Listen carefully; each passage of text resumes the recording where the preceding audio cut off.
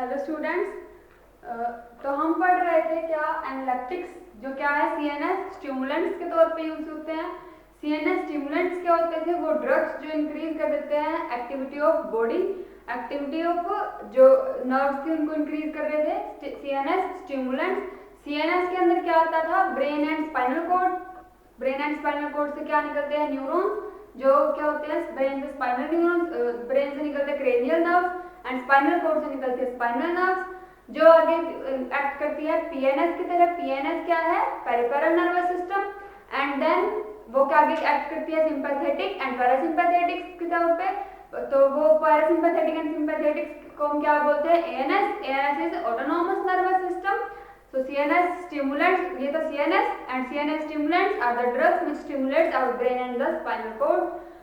And उसके बाद हमने उसकी क्लासिफिकेशन की थी। क्लासिफिकेशन के बाद उनको अलग अलग क्लास में डिफाइन किया हुआ, उनके स्ट्रक्चर के बेसिस पे, उनके सोर्सेज के बेसिस पे। उससे के बाद हमने कैफीन पढ़ लिया था। नेक्स्ट आज हम पढ़ेंगे, नेक्स्ट हमारे पास थियोफाइलिन। थियोफाइलिन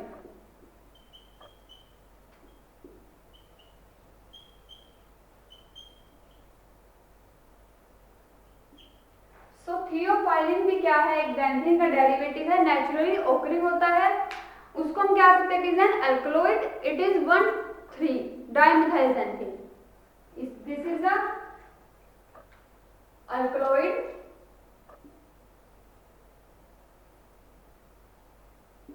एंड इसका फॉर्मूला है 1,3-डाइमिथाइलxanthine।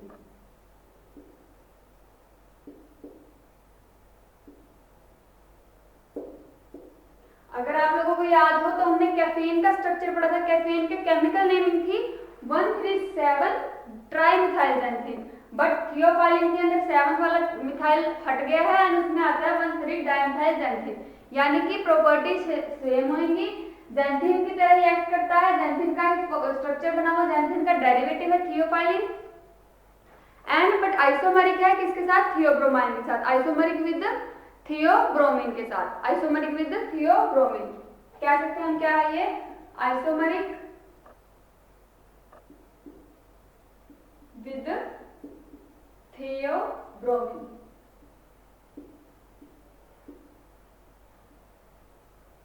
नेक्स्ट हमारे पास आता है इसकी फिजिकल प्रॉपर्टीज क्या क्या है।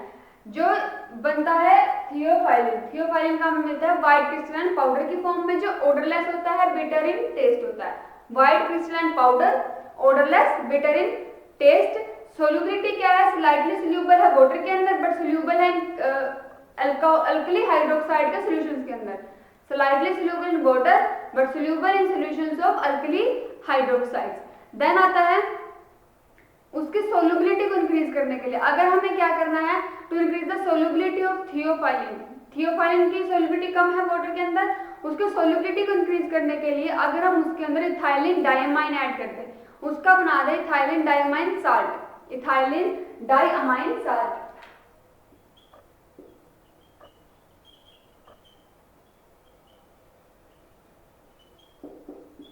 ये क्यों बनाया हमने? To increase the solubility of theophylline. To increase the solubility of theophylline. Theophylline की सोल्यूबिलिटी को इंक्रीज करने के लिए हमने ऐसे किया है। उसके अंदर क्या होता है? 70 जो इसका इथाइलिन डायमाइन साल्ट बनता है, उसके अंदर होता है 78 to 84% थियोफाइलिन। क्योंकि क्या है, हम थियोफाइलिन का ही साल्ट बना रहे हैं, तो 78 to 84%, तो उसके अंदर क्या होता है? थियोफाइलिन होता है। और जो रेस्ट ऑफ द कंपाउंड है, रेस्ट ऑफ द कंपाउंड होता है ethylene diamine. Ethylene diamine present होता है, जिसको हम बोल सकते हैं अमीनोफाइलिन भी कह सकते हैं। हम उसको क्या कह सकते हैं? अमीनोफाइलिन भी कह सकते हैं। ऐसा इसको जो इथाइलिन डायमाइन साल्ट होता है थियोफाइलिन का, उसको हम बोलते हैं अमीनोफाइलिन। और उसके अंदर क्या प्रेजेंट होता है? 78 to 84% theophylline and other rest जो जितना बच गया वो होता है इथाइलिन डायमाइन प्रेजेंट उसके अंदर। तो उसके बाद क्या होता है? इसकी सोल्यूबिलिटी जो होती है वाटर के अंदर ज्यादा होती है। वेरियस अमाउंट्स ऑफ वाटर भी प्रेजेंट होता है। सो ये क्या होता है? बेटर एब्जॉर्ब होता है देन थियोफाइलिन के बजाय। थियोफाइलिन के बजाय ये ज्यादा एब्जॉर्ब होता है इटसेल्फ। जो जो हम बनाते हैं अमीनोफाइलिन, जो इथाइलिन डायमंड साल्ट है थियोफाइलिन का, वो ज्यादा एब्जॉर्बेंट है, ज्यादा एब्जॉर्ब होता है, उसकी सोलिबिलिटी भी ज्यादा है। केमिकल प्रॉपर्टीज क्या क्या है, अगर थियोफाइलिन को ट्रीट कर देते हैं हम, अगर थियोफाइलिन को ट्रीट करें हम AgNO3 के साथ, AgNO3 इज सिल्वर नाइट्रेट, अगर हम सिल्वर नाइट्रेट के साथ ट्रीट करें थियोफाइलिन को, तो वो कन्वर्ट हो जाता है डाइऑक्साइड के अंदर, कन्वर्ट हो जाता है थियोफाइलिन के अंदर एंड नाइट्रिक एसिड में अलग दे देता है। जैसे थियोफाइलिन का स्ट्रक्चर कैसा बनेगा, केमिकल फॉर्मूला क्या होगा, C7H9H8N4O2, C7H8N4O2,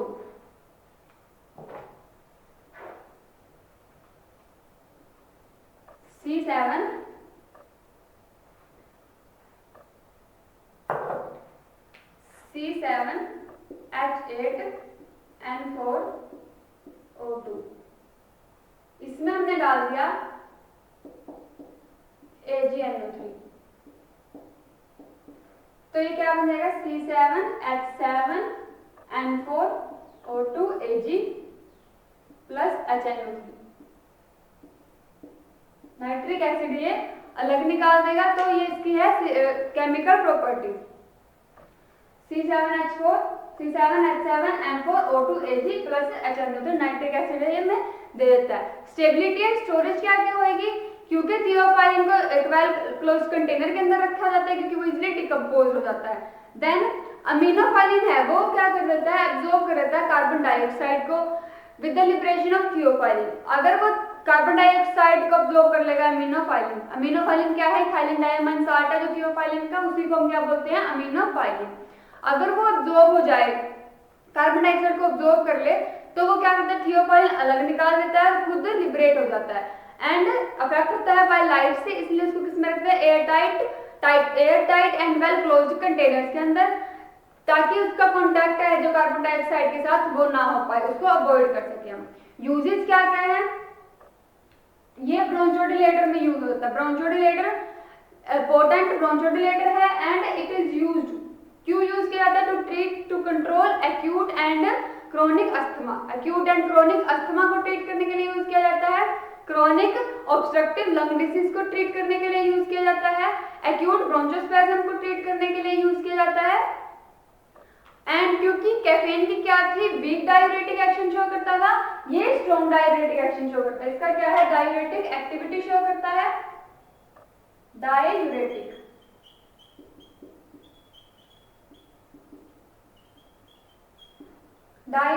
एक्टिविटी शो करता है। एंड उसके बाद क्या है, स्लाइड स्टिमुलेंट के तौर पे यूज होता है सेरेब्रम के अंदर, ऑन डिपेंड करता है on the cerebrum, action show करता है, स्टिमुलेंट एक्शन शो करता है on the cerebrum and respiratory stimulant के तौर पे भी हम यूज करते हैं थियोफाइलिन का। एंड उसके बाद जो नियोनाटल स्पैज्म होते हैं, नियोनाटल एपनोइया होता है, उनके अंदर यूज करते हैं। आल्सो यूज किया जाता है कार्डियक स्टिमुलेंट में भी, क्योंकि ये क्या है, स्टिमुलेटिंग एजेंट है, तो स्टिमुलेंट के तौर पे यूज करते हैं। लेफ्ट वेंट्रिकुलर के अंदर यूज किया जाता है थियोफाइलिन। स्पोसिट्रिस, जो थियोफाइलिन के स्पोसिट्रिस बनते हैं उनको हम प्रेफर करते हैं टैबलेट से, स्पोसिट्रिस को प्रेफर करते हैं देन टैबलेट, क्योंकि क्या होता है, अगर हम इसको ओरली लेते हैं, थियोफाइलिन को ओरली लेते हैं, वो गैस्ट्रिक इरिटेशन का नोजिया हो जाता है एंड वोमिटिंग कॉज कर सकता है, मोर रेडली एब्जॉर्ब हो जाता है रेक्टली। कोलाइन थियोफाइलिन क्या होता है, गैस्ट्रिक इरिटेशन से प्रिवेंट करने के लिए भी हम यूज करते हैं। देन उसके बाद आता है हमारे पास फार्मास्यूटिकल फॉर्मुलेशन क्या क्या बनती है, अमीनोफाइलिन के बनते हैं इंजेक्शन, अमीनोफाइलिन के बनते हैं इंजेक्शन, अमीनोफाइलिन के स्पोसिट्रिस, अमीनोफाइलिन की टैबलेट, मेर्सलाइन के साथ बनता है थियोफाइलिन के इंजेक्शन। किस नाम से मिलता है, अस्थमेजन के नाम से, ब्रोंकाजम के नाम से एंड मीनोफाइलिन के नाम से, अस्थमेजम, ब्रोंकाजम एंड मीनोफाइलिन के नाम से। नेक्स्ट हमारे पास आता है, नेक्स्ट ड्रग इज कोरामाइन। कोरामाइन हम कह सकते हैं निकेटामाइड।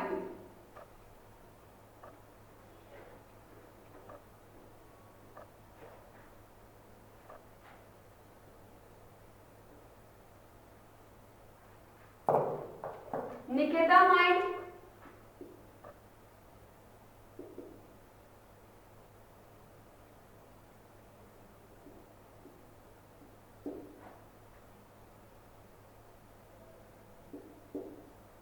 कोरामीन।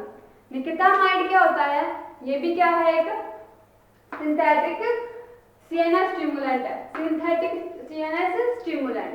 अब निकेतामाइड का स्ट्रक्चर कैसा होता है? निकेतामाइड होता है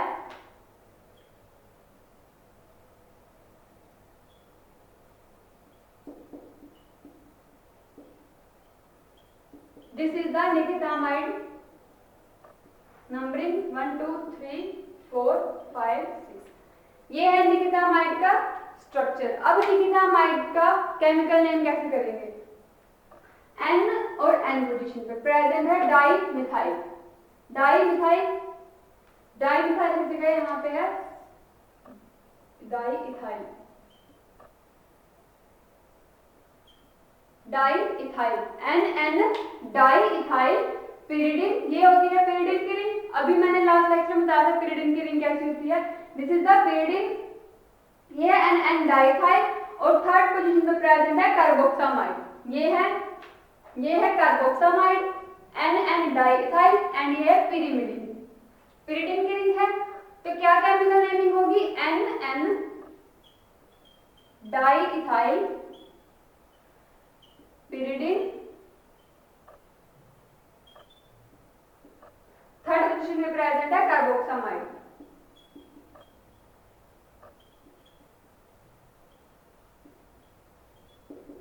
ये है chemical name, this is the structure of nikethamide and this is the chemical naming of nikethamide. उसके बाद आती है इसकी फिजिकल प्रॉपर्टीज क्या क्या होती है। ये हमें मिलता है कलरलेस या फिर ग्रैनुलर क्रिस्टल्स के फॉर्म में एंड स्लाइटली ऑयली लिक्विड्स। या तो कलरलेस या फिर स्लाइटली ऑयली लिक्विड्स या फिर क्रिस्टलाइन मास की फॉर्म में मिलता है। फेंट एरोमेटिक ऑर्डर होता है, जो ये होता है ये क्या करता है? एरोमेटिक प्रॉपर्टीज शो करता है एंड इसका ऑर्डर कैसा होता है? एरोमेटिक। फेंट एरोमेटिक ऑर्डर होता है and slightly bitter in taste होता है। उसके बाद ये क्या कर सकता है? बर्निंग सेंसेशन कॉज कर सकता है and causes the burning sensation and leaves फेंट वार्म क्या करता है? वार्म सेंसेशन को टंग के ऊपर अगर हम इसको टेस्ट करते हैं तो क्या करता है? टंग के ऊपर वार्म सेंसेशन हो जाती है। मिसिबल है with water, alcohol and ether. Solubility क्या है? It is miscible with water, alcohol and ether. Miscible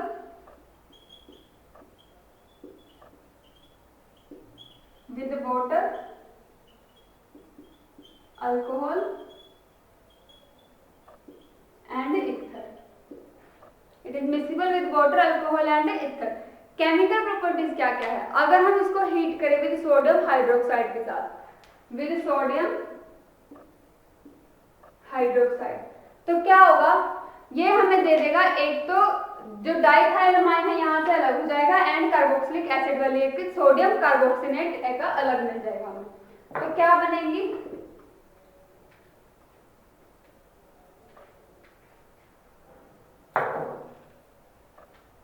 यहाँ से हमें मिलेगा इसका, अगर हम NaOH के साथ ट्रीट करते हैं तो हमें मिलता है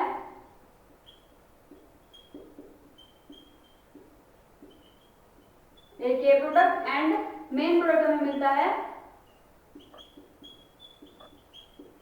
डाइथाइल अमाइन अगर हम NaOH के साथ ट्रीट करें, या फिर अगर हम इसको हीट करें strongly with sodium carbonate. Sodium carbonate क्या होता है? Na2CO3। अगर हम इसको सोडियम कार्बोनेट के साथ ट्रीट करें तो ये ऑर्डर देता है पिरिडिन जैसा। पिरिडिन क्योंकि पिरिडिन रिंग ऑलरेडी प्रेजेंट है तो पिरिडिन रिंग का ऑर्डर देगा अगर हम इसको हीट करेंगे सोडियम कार्बोनेट के साथ। स्टेबिलिटी एंड स्टोरेज क्या है? It is easily affected by light and hence it is stored in an airtight container and light resistant container. Uses क्या क्या है? It is used as respiratory stimulant. Respiratory stimulant के तौर पे use किया जाता है। Weak analeptic है and so इसलिए हम इसको यूज करते हैं to overcome the CNS depression. Weak analeptic, वैसे क्या पढ़ रहे हैं हम? एनालेप्टिक्स पढ़ रहे हैं, बट निकेतामाइड क्या होता है? क्योंकि उसके क्या होते हैं? टॉक्सिक साइड इफेक्ट्स होते हैं, इसलिए इसको हम CNS स्टिमुलेंट्स के बजाय CNS डिप्रेसेंट के तौर पर हम ज़्यादा यूज करते हैं, तो वो ओवरकम करने में हेल्प करता है सीएनएस डिप्रेशन में, रेस्पिरेटरी डिप्रेशन में एंड सर्कुलेटरी फेलियर के अंदर। क्या बनते हैं फार्मास्यूटिकल फॉर्मुलेशन, क्या है, निकितामाइड के इंजेक्शन बनते हैं, और ये मिलता किस नाम से है, कोरामिन, इसी नाम से मिलता है, कोरामिन के नाम से, निक इथाइल के नाम से।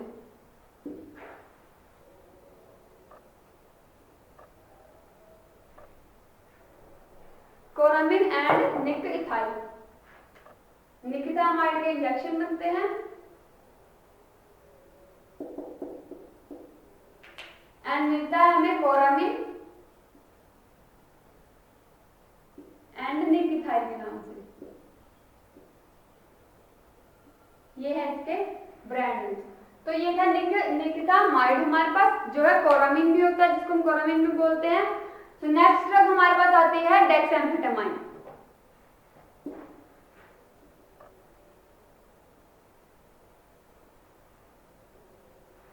अब है डेक्सामेफेटामाइन क्या होता है।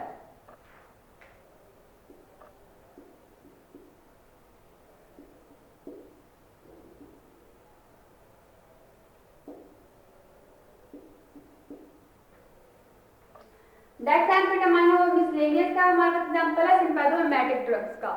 सो डेक्सामेफेटामाइन क्या होता है, हम इसको डेक्स्ट्रोएम्फेटामाइन भी कह सकते हैं। क्या कह सकते हैं, डेक्स्ट्रोएम्फेटामाइन।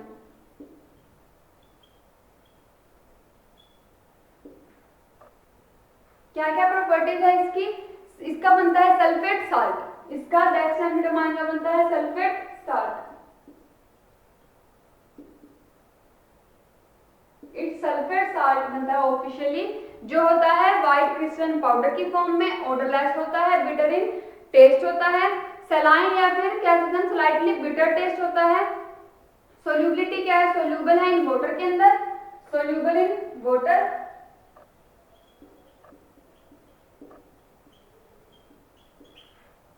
Soluble in water and dextrorotatory होता है। क्या होता है, एक जैसे एक लेवो होता है, एक डेक्स्ट्रो होता है, तो दिस इज द डेक्स्ट्रोरोटेटरी।